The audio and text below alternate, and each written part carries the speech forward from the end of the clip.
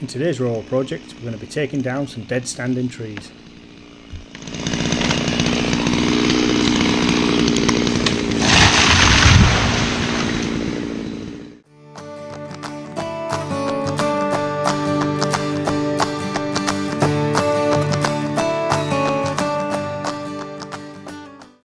Hi, welcome to the Rural Project. In this video, it's December 2019, so the height of summer in Australia, and I'm down at the bottom of Slippery Hill. I'm working my way through 4 dead standing trees. All of them have varying degrees of lean and rot on them, so they're all pretty difficult cuts. So join me and hopefully you enjoy the video. So tree number 1 is relatively straightforward. It's got a hard lean up the hill. As I say, it's dead standing. It's been dead for years after the fires came through, and the wood is as hard as nails. So I'm using my Stihl MS362 to cut through this. As you can tell, it is starting to struggle. Maybe the chain's not too sharp or the saw's a little bit underpowered, but it is a struggle for these saws cutting through this wood. It's so hard.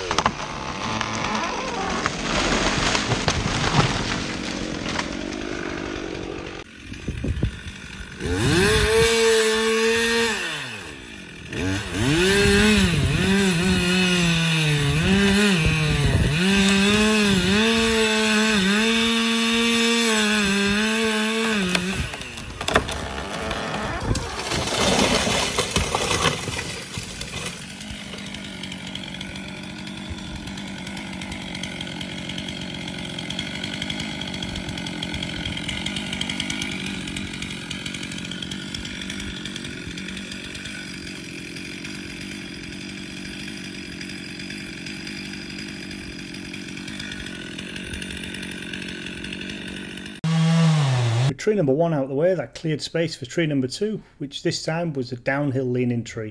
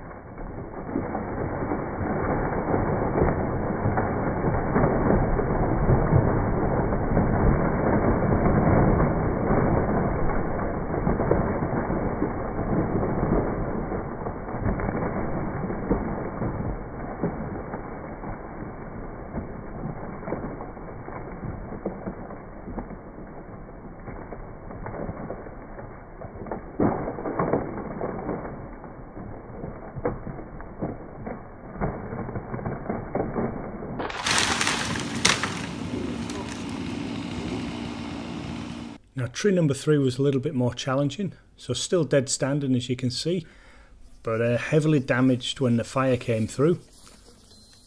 It's pretty solid on the outside, but it's a very strange shape. Yeah, there's a good portion of the inside of the tree there that's been burnt away. And there are a lot of branches above me, which on a dead standing tree you really don't want to be whacking a lot of wedges in. So I do use wedges, but I'm not pounding them in as hard as I would do normally. I'll bring out the Farmertec MS660 for these next 2 trees. Thinking a bit more power and a longer bar is going to help.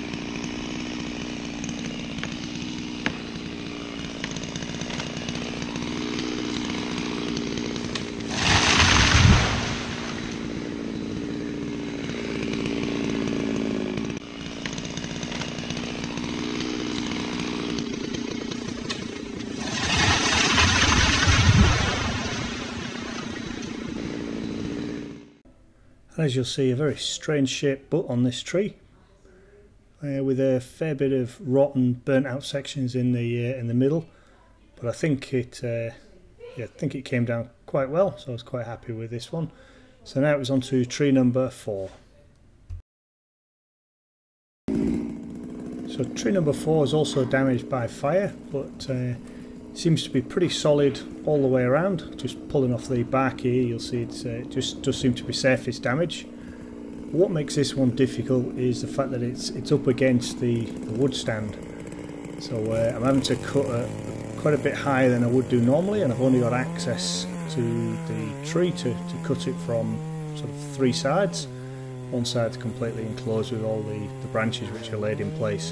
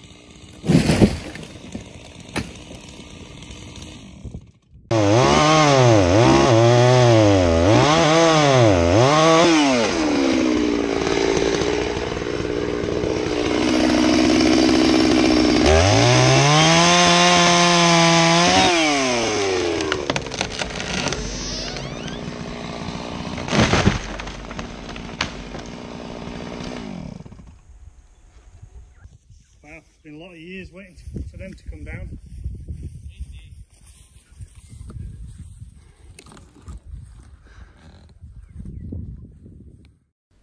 So there's a few things to improve for next time on this one. So the back cuts are a little bit low, and also the angled cut on the scarf there doesn't meet up with the horizontal scarf cut. Should have been a much bigger angled cut and that would have been a lot better. There's always opportunity for learning. So once I'd taken all 4 trees down, which I planned on taking down for the day, decided to try and take another tree down, tree number 5 here.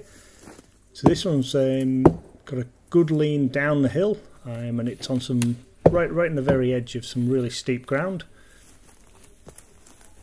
And as you can see, almost immediately sort of facing the camera, there is a hole there from the fire.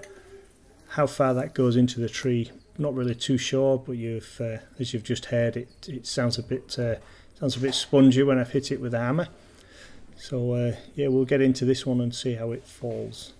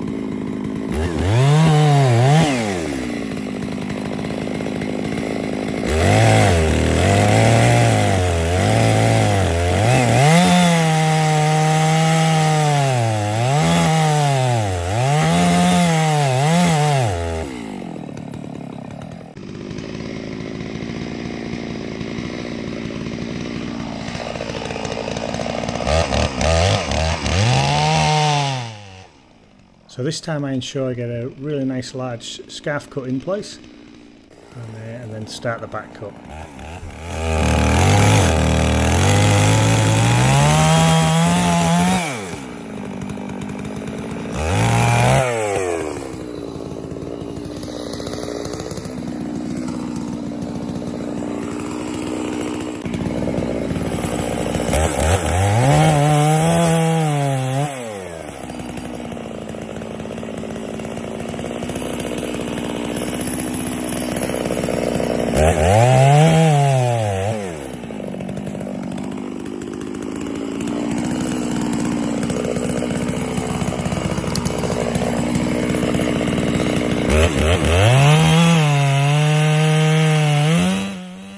I'm just making sure here that the bar tip is nowhere near the hinge, and then once I'm certain of that, I carry on with the cut.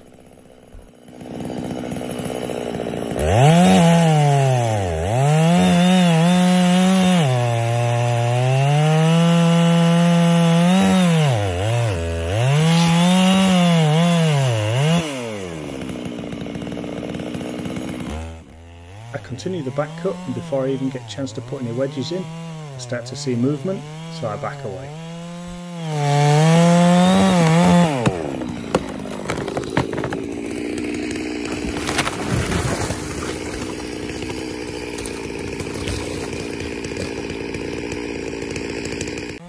So what happens here is the area that was damaged by the fire and the heartwood has been weakened, and as soon as it starts to take some load with the tree just starting to move, it all gives way, and what you'll see is the tree starts to fall in the direction I want it to go in, and as the heartwood then gives way and the wood behind the hinge gives way, it actually just topples in the direction of its natural lean.